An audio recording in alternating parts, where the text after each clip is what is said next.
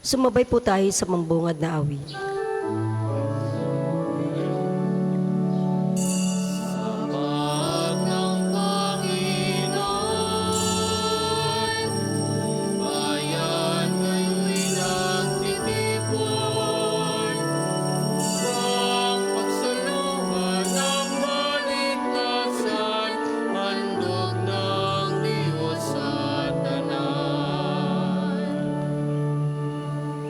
Sa ngalan ng Ama at ng Anak at ng Espiritu Santo, Amen. sumainyo ang Panginoon. At sumainyo rin. Magandang umaga po sa inyong lahat.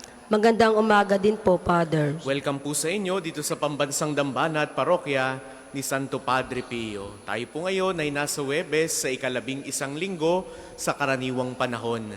At sa atin pong pagsasama-sama sa banal na Eukaristiyang ito, tinatawag tayo ng Diyos para sa marubdob na pananalangin. Tinuturuan niya tayo ng tamang pamamaraan ng pananalangin. Kaya nawa, patuloy tayong maglaan ng oras, magbigay ng kaukulang panahon upang patuloy na makipag-usap sa poong may kapal. Kaya taminin po muna natin ang ating mga kasalanan upang tayo maging marapat gumanap sa banal na pagdiriwang.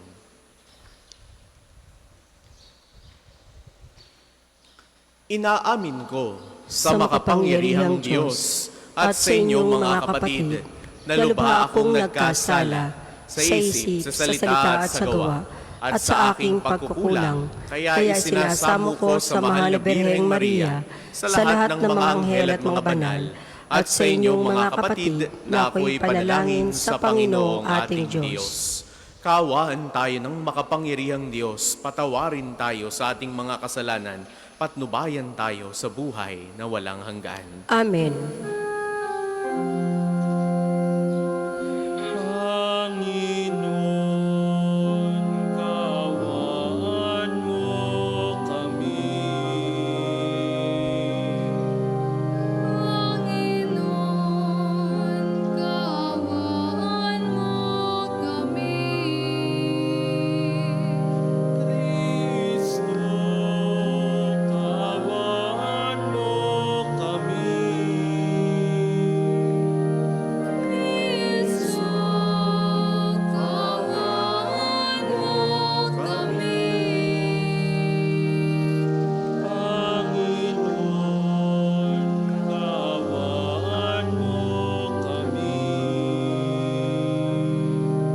Panginoon, kaawaan mo kami.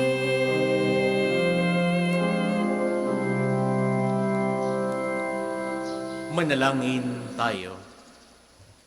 Ama naming makapangyarihan, lakas ka ng mga walang inaasahan kundi ikaw. Ang pagluhog namin ay iyong pagbigyan, sapagkat kami mga tao lamang, na pawang mahihina kapag iyong iniwanan. Kaya naman kami lagi mong tulungan upang sa pagtupad ng iyong mga kautusan, ikaw ay aming mabigyang kasiyahan sa aming iniisip at ginagawa araw-araw. Sa pamamagitan ni Hesu Kristo, kasama ng Espiritu Santo, magpasawalang hanggan. Amen.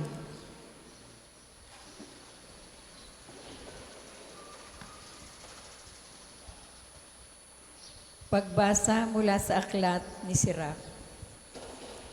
Sumunod na lumitaw si Elias na parang apoy, parang sulong nagliliyab ang kanyang mga salita. Dahil sa alab ng kanyang galit sa kanilang kasamaan, pinadalhan nila sila ng tagutom at marami sa kanila ang nangamatay. Sa ngalan ng Diyos, pinigil niya ang ulan at 3 ulit siyang nagpaulan ng apoy. Kagilagilalas ang iyong mga kababalaghan, Elias. Sino ang makatutulad sa mga ginawa mo? Binuhay mong muli ang isang patay. Inagaw mo siya sa kamatayan sa ngalan ng kataas-taasan. Ibinagsak mo ang mga hari at pinukaw sa pagtulog ang mga maharlikan at pinapunta mo sila sa kanilang kamatayan. Ikaw ang nakarinig ng mga babala ng Diyos doon sa Sinai at ng mga parusang inihayag niya sa bundok ng Horeb. Ikaw din ang nagtalaga sa mga haring pinili para maghiganti at sa propetang hahalili sa iyo. Sa wakas, Iniakyat ka sa langit ng isang ipo-ipo, lula ng isang karwaheng hila ng mga kabayong nag-aapoy. Nasusulat na ikaw ay babalik sa takdang panahon upang paglubagin ang galit ng Diyos bago sumapit ang takdang araw, para pagsunduin ang mga magulang at mga anak at muling tipunin ang mga lipi ng Israel. Mapapalad ang mga nakakakita sa iyo at yaong mga namatay na umibig sa Diyos, sapagkat kami rin ay nabubuhay. Nang si Elias ay madala ng ipo-ipo, ang diwa niya ay minana ni Eliseo. Hindi siya natakot kailanman at sino mang hari, at walang sino mang nakapagpasuko sa kanya. Walang gawaing hindi niya makayang gawin, at nang mamatay, pati bangkay niya ay nagpakita ng himala. Nang nabubuhay, gumawa siya ng maraming himala, ngunit nang mamatay, kapangyarihan niya kahanga-hanga. Ang salita ng Diyos. Salamat sa Diyos. Salmong tugunan, sa Panginooy magalak, ang masunurit matapat. Sa Panginoon ay magalak, ang masunurit matapat. Ang poon ay maghahari, magalak ang kalupaan. Lahat kayong mga pulo ay magsaya at magdiwang. Ang paligid niya ay ulap na lipos ng kadiliman. Kaharian niya tapat sa salig sa katarungan. Sa Panginooy magalak, ang masunurit matapat. Sa unahan niya ay apoy, patuloy na nag-aalab. Sinusunog ang kaaway sa matindi nitong ningas. Yung mga kidlat niya ay tumatanglaw sa daigdig. Kapag iyon ay namasdan, ang lahat ay nanginginig. Sa Panginooy magalak, ang masunurit matapat. Yaong mga kabundukay natutunaw parang pagkit sa harapan ng dakilang Panginoon ng daigdig. Sa langit ay nahahayag yaong kanyang katwiran. Sa lupa ay makikita ang kanyang kadakilaan. Sa Panginooy magalak, ang masunurit matapat. Lahat silang sumasamba sa kanila'y Diyos-Diyosan.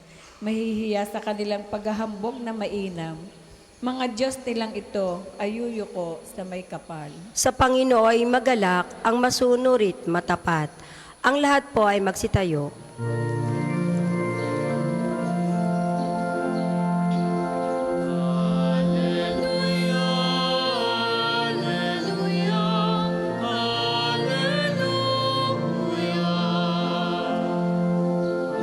Espiritu ng Diyos anak ay siyang ating tinanggap.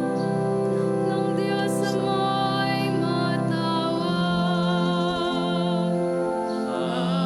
Alleluia, Alleluia, Alleluia. Sumainyo ang Panginoon. At sumainyo rin. Ang mabuting balita ng Panginoon ayon kay San Mateo. Papuri sa iyo, Panginoon. Nung panahong iyon, sinabi ni Jesus sa kanyang mga alagad, sa pananalangin ninyo'y huwag kayong gagamit ng napakaraming salita, gaya ng ginagawa ng mga hentil. Ang akala nila'y pakikinggan sila ng Diyos dahil sa dami ng kanilang salita. Huwag ninyo silang tutularan, sapagkat alam na ng inyong Ama ang inyong kinakailangan bago pa ninyo hingin sa Kanya. Ganito kayo manalangin: Ama naming nasa langit, sambahin nawa ang pangalan mo. Ikaw nawa ang maghari sa amin. Sundin nawa ang iyong kalooban dito sa lupa tulad ng sa langit. Bigyan mo kami ng pagkaing kailangan namin sa araw na ito, at patawarin mo kami sa aming mga kasalanan, tulad ng aming pagpapatawad sa mga nagkakasala sa amin.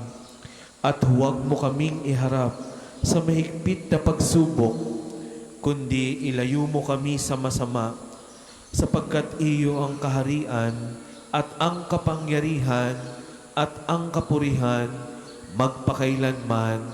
Amen. Sapagkat kung pinatatawad ninyo ang mga nagkakasala sa inyo, patatawarin din kayo ng inyong amang nasa langit. Ngunit kung hindi ninyo pinatatawad ang mga nagkakasala sa inyo, hindi rin kayo patatawarin ng inyong Ama.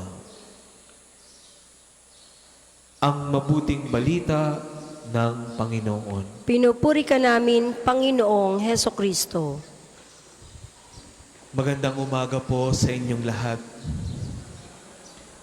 Mga kapatid, kahapon sa ating Ebanghelyo, binabalaan o binigyan ng babala ni Jesus ang kanyang mga alagad laban sa pagiging pakitang tao lamang sa pananampalataya. May mga taong mahilig magdasal upang mapansin lamang at purihin ng ibang tao. Kaya naman itinuturo ni Jesus na ang panalangin ay hindi isang pagtatanghal o isang palabas lamang, kundi ito'y malalim na pakikipag-ugnayan natin sa Diyos. Nung panahon po ng ating Panginoong Hesus, mayroon ding mga pagano na naniniwala na kapag mas marami silang inuulit na salita sa kanilang pananalangin, ay mas malaki ang posibilidad na ito ay dinggin ng kanilang mga Diyos. Kaya't sinabi ng ating Panginoong Hesus ngayon sa ating Ebanghelyo, huwag kayong gagaya sa kanila. Hindi dahil masama ang paulit-ulit na panalangin, kundi dahil ang Diyos ay hindi kailangang pilitin o kumbinsihin sa pamamagitan ng maraming salita. Alam ng Diyos ang ating pangangailangan bago pa natin ito sabihin. At dito natin maunawaan ang isang mahalagang tanong. Bakit nga ba tayo nagdarasal? Nagdarasal ba tayo upang ipaalam ang mga bagay na hindi niya alam? Hindi po. Dahil alam ng Diyos ang ating mga pangangailangan. Nagdarasal ba tayo upang baguhin ang isip ng Diyos? Hindi rin po. Dahil ang ating Diyos ay mabuti. Ang ating Diyos ay maawain kahit hindi pa tayo humihingi. Kung ganon, ay bakit tayo nagdarasal? Mga kapatid, nagdarasal tayo dahil kailangan natin ang Diyos. Ang pananalangin o ang panalangin ay hindi para ipaalam sa Diyos kung sino tayo. Dahil ang pananalangin, ito'y para maalala natin kung sino tayo sa harapan ng Diyos. Sa pananalangin, kinikilala natin na hindi tayo sapat sa ating sarili, na kailangan natin ang kanyang awa, na kailangan natin ang kanyang gabay, na kailangan natin ang pagmamahal ng Diyos. Parang isang anak na umuwi sa kanyang ama, alam ng ama ang kalagayan ng kanyang anak, ngunit mahalaga pa rin na lumapit ang anak at makipag-usap. Mga kapatid, ang panalangin ay hindi lamang paghiling o paghingi, kundi ang panalangin ay pakikipagrelasyon sa Diyos. Ito'y pakikipag-ugnayan natin sa Diyos. Ito'y panahon ng pakikinig. Ito'y panahon ng pagtitiwala at panahon ng pananatili sa presensya ng Diyos. Kaya naman, matapos ipaliwanag ni Jesus kung ano ang tunay na panalangin, itinuro niya ang Ama namin bilang isang huwaran o halimbawa ng pakikipag-ugnayan, pakikipag-usap sa Diyos. Hindi niya sinabing Ama ko, kundi ang sinabi niya ay Ama namin. Sapagkat ang panalangin ay hindi lamang tungkol sa ating mga sarili. Ito'y tungkol sa ating pagiging anak ng Diyos at bilang magkakapatid sa isa't isa. At sa dasal na ito, mga kapatid, tinuturuan tayo ni Jesus na unahin ang Diyos at ang kanyang kalooban. Tinuturuan din tayong magtiwala sa Kanya para sa araw-araw nating pangangailangan. At kasabay nito, inaanyayahan din tayo na mamuhay sa awa at pagpapatawad. At sa huli, kinikilala natin na kailangan natin ang Diyos. Kailangan natin ang Kanyang gabay at proteksyon laban sa anumang kasamaan at tukso. Sa huli, mga kapatid, ang pananalangin o ang panalangin ay hindi nasusukat sa haba, sa dami ng ating mga dasal, kundi sa lalim ng ating pagtitiwala sa Diyos. At hindi hinahanap ng Diyos ang maraming salita at mga perpektong salita. Ang hinahanap niya ay mga puso na handang lumapit sa Kanya bilang ating Ama. Para po sa mga maghahandog ng sobre, pakihulog na lamang po sa buslo.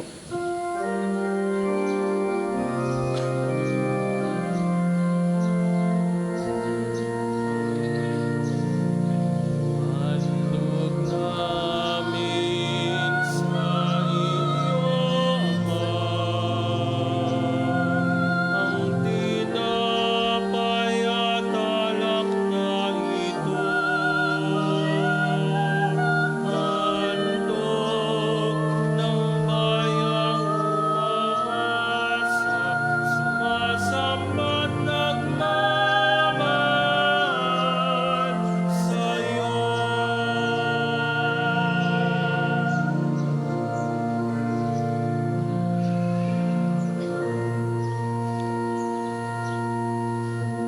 Ang lahat po ay magsitayo.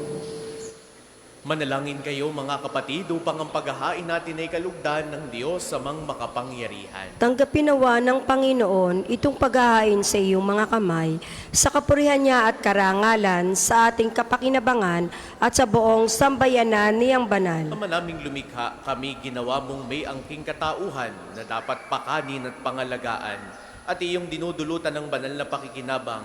Pagkalobong kami huwag magkulang sa mga iniuukol mo sa aming kapakanan.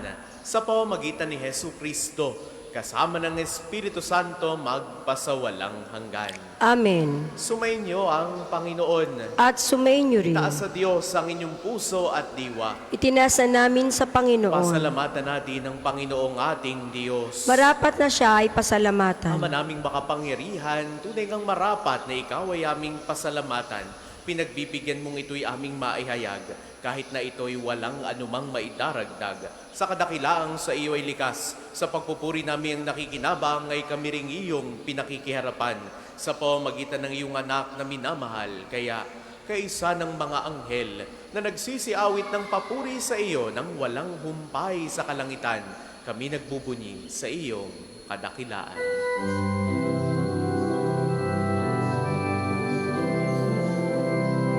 Santo, Santo, Santo, Panginoong Diyos sa mga hukbo, napupuno ang langit at lupa ng kadakilaan mo.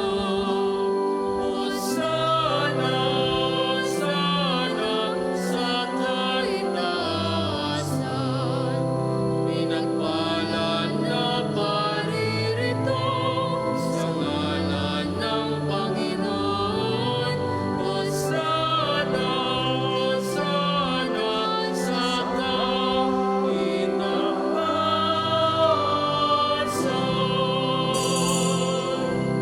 Kung hindi po kayang lumuhod, manatili pong nakatayo ng may paggalang. Ama naming banal, ikaw ang bukal ng tanang kabanalan. Kaya't sa pamamagitan ng iyong Espiritu, gawin mong banal ang mga kaloob na ito upang para sa aming maging katawan at dugo ng aming Panginoong Hesukristo. Bago niya pinagtiisang pusang loob na maging handog, ginawa kanya ang tinapay, pinasalamatan kaniya, pinaghati-hati niya iyon. Iniabot sa kanyang mga alagad at sinabi, tanggapin ninyong lahat ito at kanin. Ito ang aking katawan na ihahandog para sa inyo.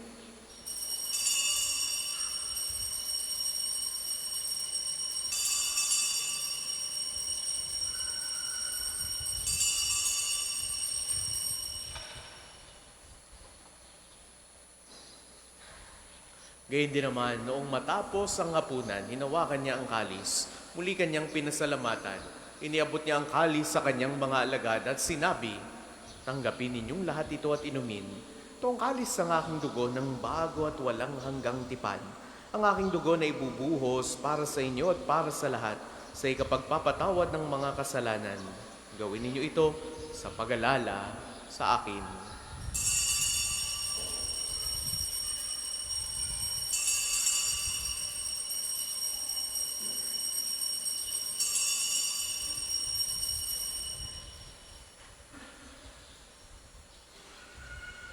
Ipagbunyi natin ang misteryo ng pananampalataya. Si Kristo'y namatay, si Kristo'y nabuhay, si Kristo'y babalik sa wakas ng panahon. Ama, ginagawa namin ngayon ang pag-alala sa pagkamatay at muling pagkabuhay ng iyong anak.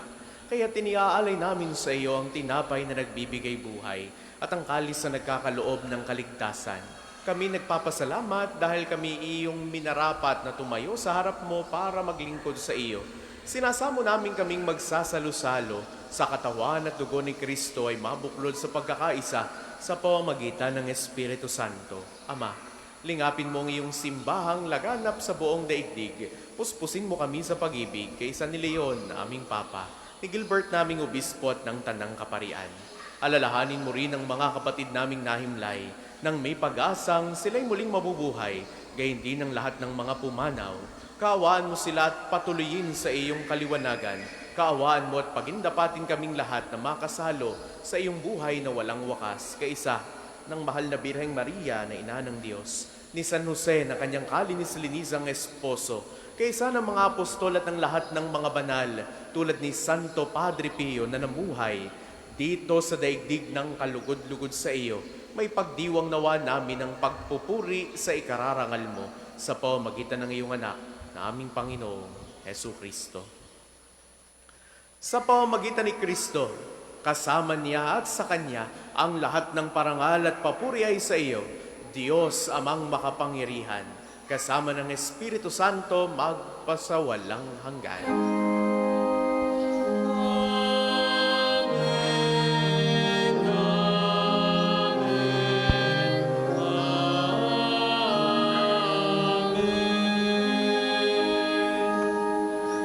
Sa tagubili ng mga nakagagaling na utos sa turo ni Jesus sa Panginoon natin at Diyos, ipahayag natin ng lakas loob.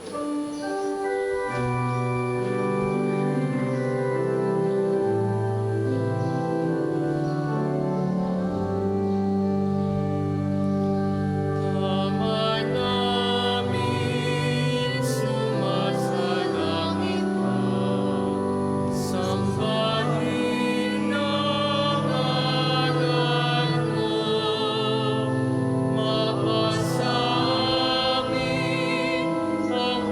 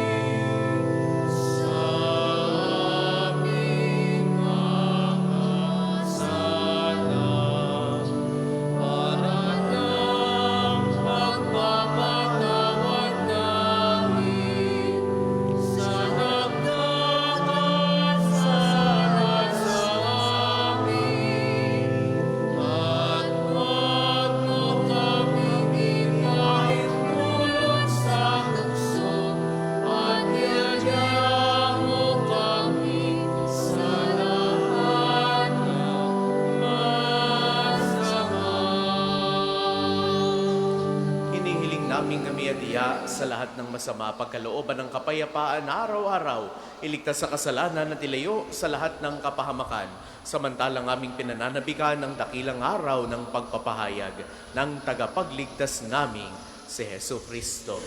Sapagkat iyong kaharian at ang kapangyarihan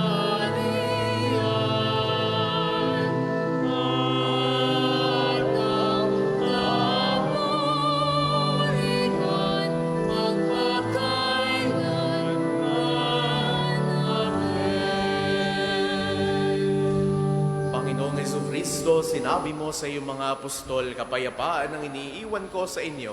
Ang aking kapayapaan ang ibinibigay ko sa inyo. Tunghayan mo ang aming pananampalataya, huwag ang aming mga pagkakasala. Pagkalooban mo kami ng kapayapaan at pagkakaisa ayon sa iyong kalooban. Kasama ng Espiritu Santo, magpasawalang hanggan. Amen. Ang kapayapaan ng Panginoon ay laging sumainyo. At sumainyo rin. Magbigayan kayo ng kapayapaan sa isa't isa. Kordero ng Diyos na nag-aalis ng mga kasalanan ng sanlibutan, maawa ka sa amin. Kordero ng Diyos na nag-aalis ng mga kasalanan ng sanlibutan, maawa ka sa amin. Kordero ng Diyos na nag-aalis ng mga kasalanan ng sanlibutan, ipagkaloob mo sa amin ang kapayapaan. Kung hindi po kayang lumuhod, ay manatili pong nakatayo ng may paggalang.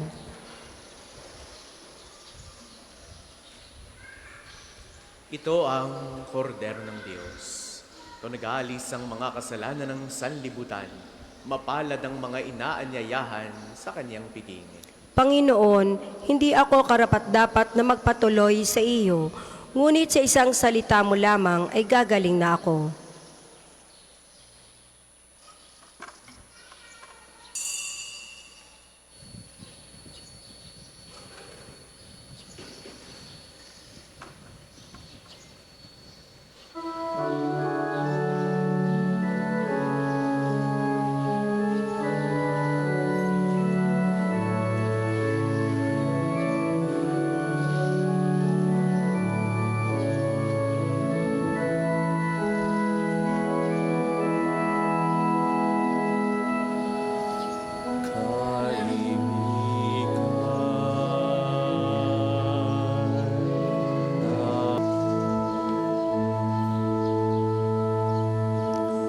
Ang lahat po ay magsitayo.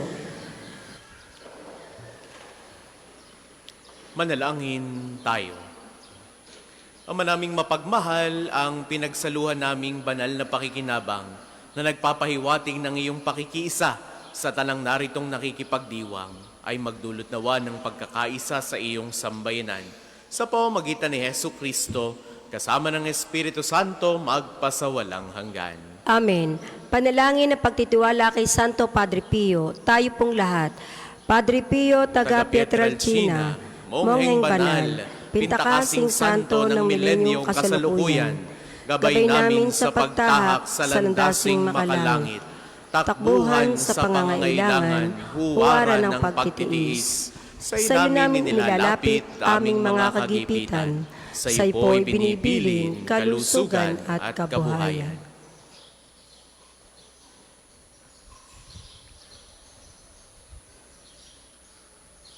Di man karapat-dapat, kami po ay pagbigyan, bendisyonan at basbasan, maging ganap sa buhay. Lumayo nawa kami, umiwas sa kasalanan, lumapit lagi sa Diyos, maging matatag at matibay. Sa mabuting balita ng pagliligtas, turuan mo kami nawa, sa tuwin ay makinig, magnilay at sumampalataya. Amin pong pakiusap itong mga kahilingan. Puso ay nagsisisi, nagtitikang taimtiman, di na muling magkasala, sunod lagi sa Diyos Amang, kaysa ng Espiritu at ni Jesus na tagapamagitan. Amen. Ang lahat po ay magsiupo para sa ilang patalastas. Una, sa inyong pagdalaw sa pambansang dambana, mangyaring pakaingatan ng inyong mga personal na gamit. Hangad namin ang isang matiwasay at maayos sa pagbisita sa National Shrine. Ikalawa, nais po namin ipagbigay alam sa inyo na Padre Pio Healing Bundle ay available sa ating mga tindahan. Ang langis na kasama nito ay may halon ng langis mula sa puno ng olibo na binasbasa ni Padre Pio noong siya'y nabubuhay pa.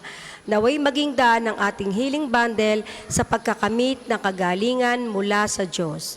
Ikatlo, inaaniyahan ng lahat na nagnanais maging kasapi ng Kompradiya ni Santo Padre Pio, isang samahan na nangunguna sa pagdarasal at debosyon sa Kanya. Kayo po ay makapag-ugnayan lamang sa ating opisina para sa pagpapalista at mga detalye. Ikaapat, sa darating na June 23 ay araw ng pagpapagaling ng Panginoon sa pamamagitan ni Santo Padre Pio. Ang mga oras ng healing mass at healing liturgy na may paggagawad ng langis ay sa 9 ng umaga at 5 ng hapon. Kayo po at ang inyong mga may sakit ay inaaniyahan. Kaugnay po nito, mula 8 ng umaga hanggang 3 ng hapon, patuloy nating ipagkakaloob sa inyo ang iba pang mga gawain ng pagpapagaling tulad ng spiritual counseling direction, medical assistance, legal counseling, psychological support, family and marital counseling, feeding program, dental at eye check-up at acupuncture. Layunin nating magkaroon ng pangkalatang kagalingan, lalo't higit ang mga kapatid nating mahihirap at kapuspalad. Sa mga lubos na nangangailangan ng pagkonsulta, kayo po ay makipag-ugnayan na agad sa ating opisina para sa pagpapalista at reservations. Ang susunod pong misa ay sa ganap na 12 ng tanghali. Maraming salamat po at mangyaring panatilihin natin ang kalinisan, katahimikan at diwa ng pananalangin sa loob at labas ng ating mga simbahan. Ang lahat po ay magsitayo para sa pagbabasbas ng religious articles. Mga kapatid, manalangin tayo sa Diyos amang makapangyarihan upang tayo ay maging kawangis ni Kristo sa taimtim na pagdalangin sa tulong ng mga larawan at mga dasalan. Manalangin tayo. O Diyos, Ikaw ang bukal ng lahat ng pagpapala at biyaya. Ibuhos po ninyo ang inyong bendisyon sa mga gamit na ito sa pananalangin, mga rosaryo, imahen, dasalan, langis, miracle robs at healing bundles na nagpapaalala ng iyong kabutihan, kabanalan at pagmamahal sa amin upang ang lahat na dumulog at pagdasal gamit ang mga ito ay magtamo ng iyong awa at biyaya. Loobin mong tularan namin at ang kabanalan at aral ni Kristo at ng mga santo magpasawalang hanggan. Amen. Tayo pong lahat, Ama namin, sumasalangit ka, sambahin ang ngalan mo, mapasa amin ang kaharian mo, sundin ang loob mo dito sa lupa para nang nasa langit. Bigyan mo kami ngayon ng aming kakanin sa araw-araw at patawarin mo kami sa aming mga sala para na pagpapatawad namin sa mga nagkakasala sa amin at huwag mo kaming ipahintulot sa tukso at iadya mo kami sa lahat ng masama. Amen. Aba, Ginoong Maria, napupuno ka ng grasya, ang Panginoong Diyos ay sumasa iyo. Bukod kang pinagpala sa babaeng lahat at pinagpala naman ng iyong anak na si Jesus. Santa Maria, Ina ng Diyos, ipanalangin mo kaming makasalanan, ngayon at kung kami mamamatay. Amen. Luwalhati sa Ama at sa Anak at sa Espiritu Santo, kapara nung unang-una, ngayon at magpasawalang hanggan. Amen. Luwalhati sa Ama at sa Anak at sa Espiritu Santo, kapara ng unang-una, ngayon at magpasawalang hanggan. Amen. Paalala po sa ating lahat na maging mapagmatiyag at mag-ingat laban sa mga magnanakaw at mga taong nananamantala sa kapwa, lalo na po sa mga PWD, senior citizens at mga walang kakayahang ipagtanggol ang kanilang sarili. Mayroon pong naiulat dito po sa ating dambana, no, na ilang pagkakataon na mayroon pong mga reported cases ng ganito. Kaya't hinihikayat po natin ang bawat isa na magmalasakit at magbantayan. Kung may napansin pong kahinahinalang kilos o pangyayari, agad po itong ipagbigay alam sa kinauukulan upang maiwasan ang anumang kapahamakan. Maraming salamat po at naway manatili tayong ligtas at pinagpapala ng Diyos sa pamamagitan ni Santo Padre Pio.